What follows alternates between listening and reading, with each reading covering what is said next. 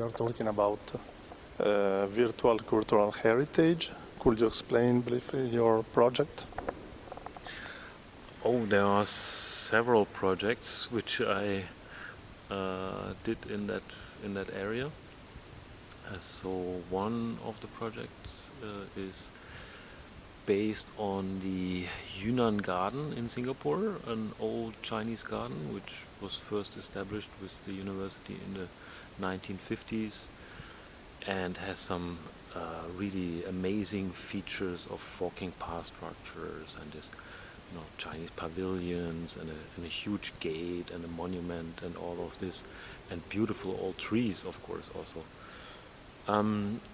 And in 2016 we learned that there are plans to completely refurbish the entire garden and basically demolish what is there and then build something different, which people actually like the new garden, but we thought like, wow, how this garden was around for 70 years and now it's gone, right? And the old trees and the deciding that we considered this in a way heritage and important to preserve. And the first motivation was preservation. Actually, we wanted to really capture it as much as possible. So we started with video and 360 and 3D photos and everything. And so we did in 17, 18, we did like a 360 video. And that was already a form of a little bit of an interpretation, because we wanted to increase the engagement of the viewer. So we created a short film with performers, which have some meaning to the park and rooted in the Chinese mythology and so on. And then we thought like, okay, the entire technological developments of room scale VR, where you can actually really walk around in VR, was really booming at that time, right? 2016 was the big year of room scale VR headsets become available.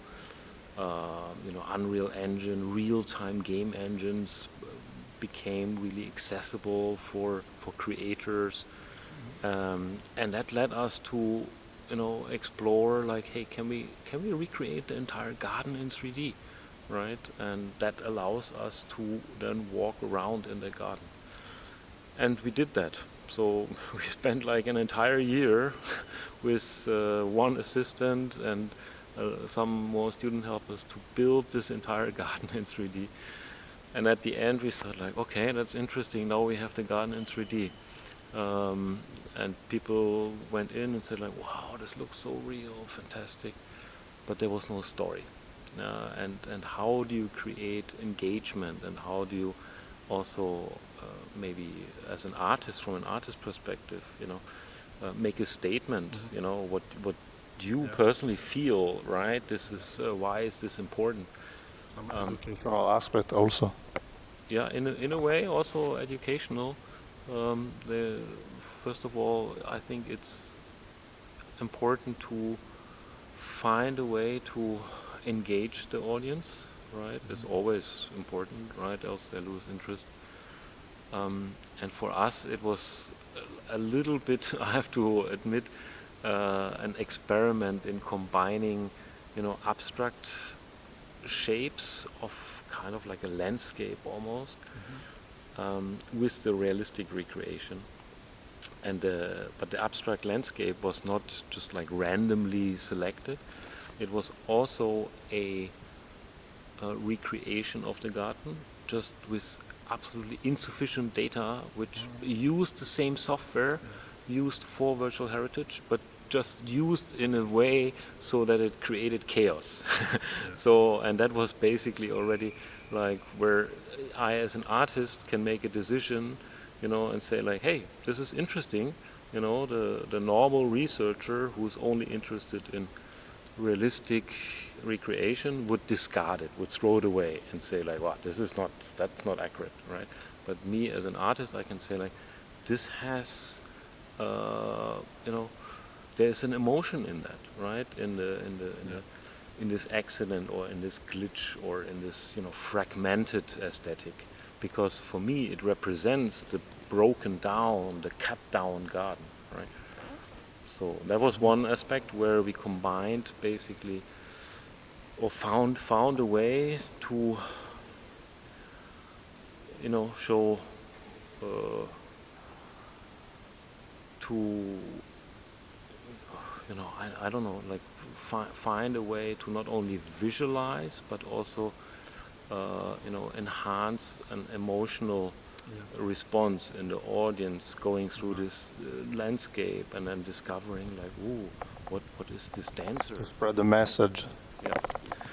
And then yeah, so this was the main project. We also did various variations of that. So there's the realistic one, and there's the abstract one, and then there's another where we applied more like a gamification, so that you have a little mission inside the recreation, inside the realistic, so you have something to do.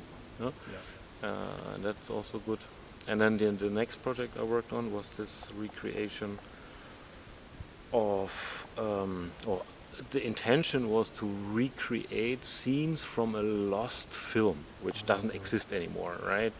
It was a huge hit in the 50s, super, created a mega hype and created an entire culture of films. And it was so surprising to find out that the first two films of this long series disappeared entirely. But it's burned into the memory of the entire culture there. So we thought like we should, you know, recreate or create something as an homage also.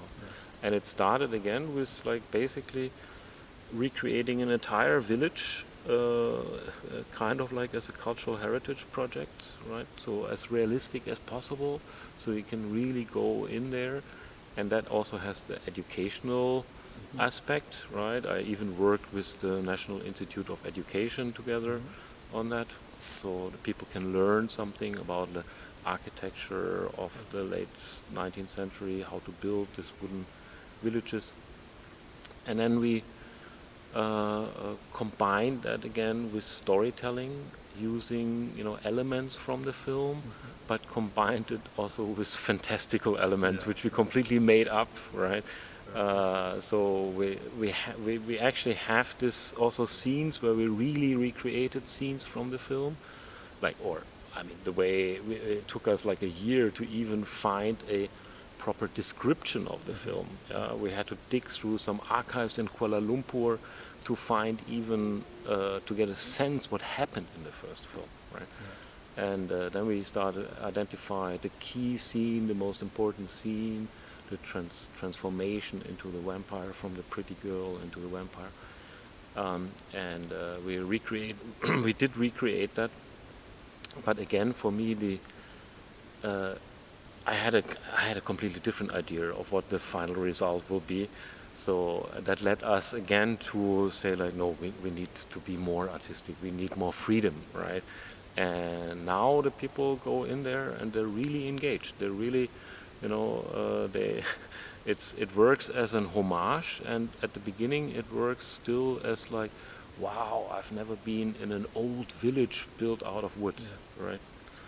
Yeah. So these are the two finished projects, and currently I'm working on one project with my colleague Elke Reinhuber in Hong Kong, where we again reconstructed a park with some weird elements, which water elements and bridges and elevated walkways, and it had probably its prime in maybe the 80s. I think it's already quite old, and it was meant for all the people living in this area as a recreational space. But now today no one wanted it anymore, so for the city it doesn't have any value to preserve it. They just like take it down and build something new. So the decision to, you know, say like, oh, we should capture it, again is very subjective. Yes. It's not UNESCO World Yeah. Heritage, right? It's an artistic decision to Yes. say, like, or a personal decision to say, like, for us this is important. Yeah. Look at the weird, interesting architectural structure they built here. No one would build that anymore, right? And it's a testament of the time, Yes. what were architects thinking in the 80s, how a park should look like, right? Yeah. And then we recreated it. And then again, we thought, like, okay, now we have this perfect recreation of the park. We need to make a story, right? And then, of course, like Singapore and Hong Kong are both, built at the water. Rising sea levels endangers both cities, and we thought, like, the water elements of the park, in combination with maybe a statement that the rising sea levels pose another threat. We just change, yes. climate change, so we've just projected into the future. The entire park is underwater. There's fish swimming around, and there's a dragon swimming around. So we want to create a more fantastical interpretation of that.